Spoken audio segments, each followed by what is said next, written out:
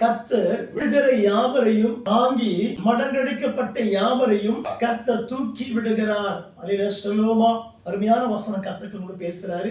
கர்த்தர் விழுந்து போறோம், பயந்து போறோம், தள்ளப்படுகிறோம், யாரும் தூக்க மாட்டாங்க, குறை சொல்றாங்க, குற்றப்படுத்துறாங்க, பாவத்தை வெளிப்படுத்தி டிஸ்டர்ப் பண்றாங்க. ஆனா வசனம் வாசிக்கிறோம், கர்த்தர் விழுகிற யாவரையும் கர்த்தர் தாங்குறாராம்.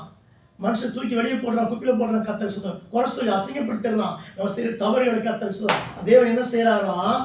விழுகிற யாவரையும், பாவத்துல விழுகிறோம், கஷ்டத்துல விழுகிறோம், வியாதியில விழுகிறோம், மனப்பாடத்தில் விழுந்து கொண்டே இருக்கிறோம். மனுஷன் தூக்கி விட மாட்டான், தள்ளி கீழே விடுறான், கர்த்தர் தூக்கி வெளியே போட்டுறான். ஆனா வசனம் வாசிக்கிறோம், கர்த்தர் விழுகிற யாவரையும் தேவன் தாங்கி கொண்டிருக்கிறாராம். அன்பு தேவச்சனமே, கர்த்தர் தாங்க போறாரு. உன் தாய் தப்பனை விட எல்லாரும் இயேசு தாங்கி கொண்டே இருக்கிறாரு. அடுத்து என்ன வாசிக்கிறோம்? மடங்கடிக்கப்பட்ட யார் கர்த்தர் தூக்கி போடல, தூக்கி விடுகிறாரா, தூக்கி தோல்ல சுமக்கிறார். இந்த இயேசுவினை அண்டிக்குள் ஏற்றுக்கொள் சகோதரா, வெட்கப்பட்டே போக மாட்டேன்.